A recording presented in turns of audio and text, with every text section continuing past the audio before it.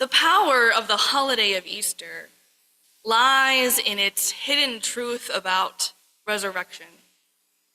The Easter story reminds us, for all the death-dealing ways of this cruel and unjust world, for all the power and terrors others believe that they might have, death does not have the final word.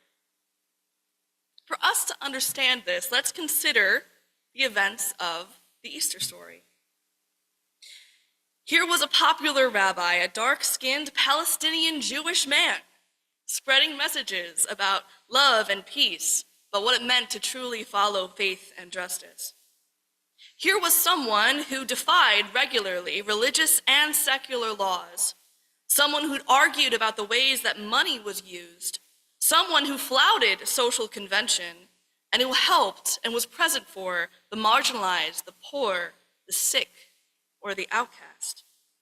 Here was someone who spent time being, in others' eyes, quote unquote, unclean because he helped heal the sick. Here was someone who flouted social convention because he valued children's voices. Here was someone who angrily threw over the tables in the temple, for money was corrupting the religious message. As his popularity grew, many of those in power or who lived by social convention found in his message of love, of compassion, to help the stranger, to feed the poor, to go against the systems that they needed to live in. So, like any revolutionary figure across time, this did not sit well with either the authorities of the traditional political power or religious institution. And as every traditional religious institutions are throughout history, often they are somehow enmeshed in the political system too, as is in the backdrop of this story. In the Roman Empire, there were certain ways that citizens of their colonized territories were supposed to act. There were certain laws that they needed to keep to, that they needed to follow tribute to. There were ways that Roman officials needed to be respected and followed, and this outside rabble-rouser was exactly not what they wanted. So, proclaiming, or others proclaiming him to be quote-unquote king of the Jews, Jesus was arrested for going against both religious and political authorities, for breaking laws and claiming to be king by no one's authority. When Jesus was tried in public, crowds of people entered into a mob mentality and cried against him to be killed.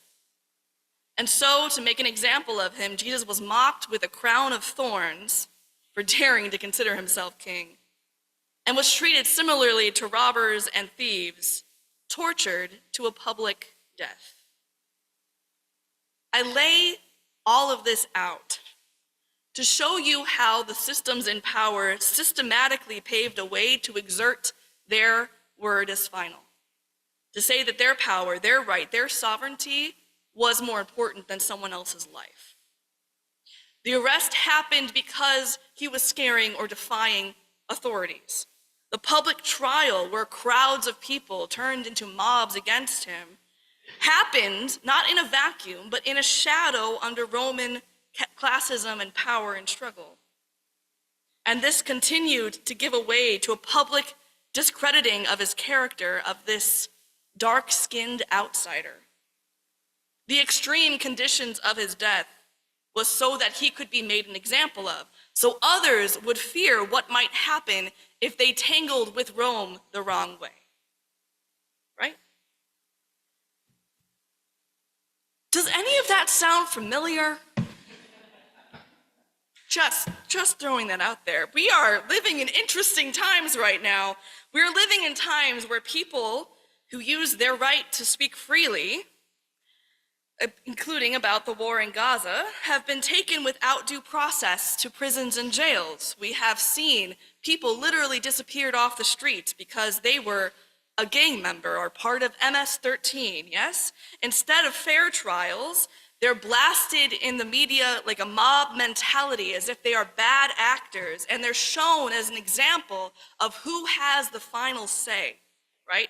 We're living in times where a few citizens are sent to other countries to be made in control of someone else's power so that those in power here can say, well, it's out of our hands now.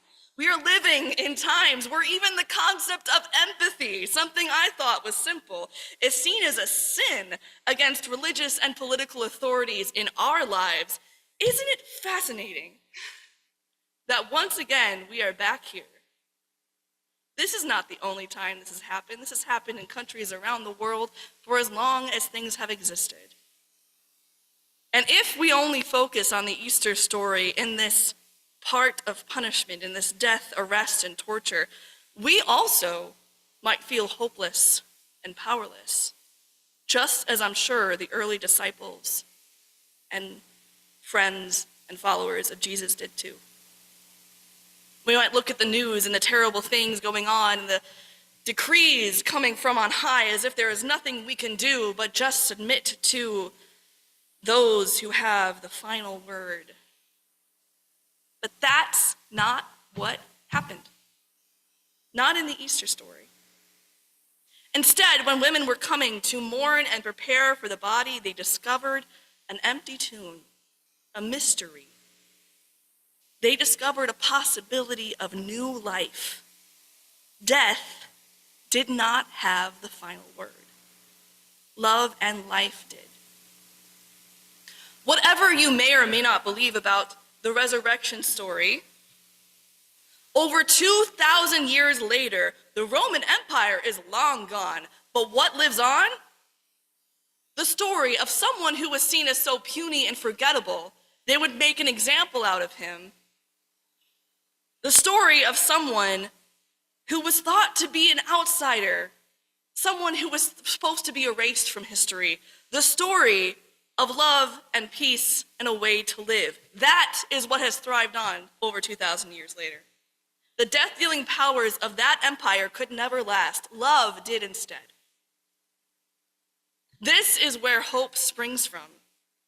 Because isn't that true in life too? Isn't that what we find in life? If we want to talk about literal death, I'm thinking recently of the death of a dear childhood friend, Emily Packer, who passed away from cancer at 38. Did her cancer have the final word? No. Her poetry that they are now actively trying to publish did. The photos that they showed at her memorial service did. The stories of her family that loved her and the love that she gave as an example, that is what the final word was of her life. And when we think about the darkest moments of human history, those times when there is overwhelming death and destruction and grief, does it have the final word? No. The legacies of resistance, the communities of survival, the ancient stories of getting through, those are what live on. No matter how many bombs try to level Gaza, the Palestinian people are gonna keep living. No matter how many lives are taken or escaped from our country, there will be countless people fighting for their lives. No matter the arrogance of our political leaders, no matter who is president or dictator, they do not have the final word. Love does. Life does. Life will always will out in the end. Death does not conquer all. I say this to give us joy and inspiration, to remember no matter how dark the times may be or how long they may last, there is still the seeds of life and love that are waiting to be born again and again and again. We live in the example of that revolutionary love that has outlasted a Roman Empire by thousands of years. Love and life will win the day, now and forevermore. What else can I say but Alleluia?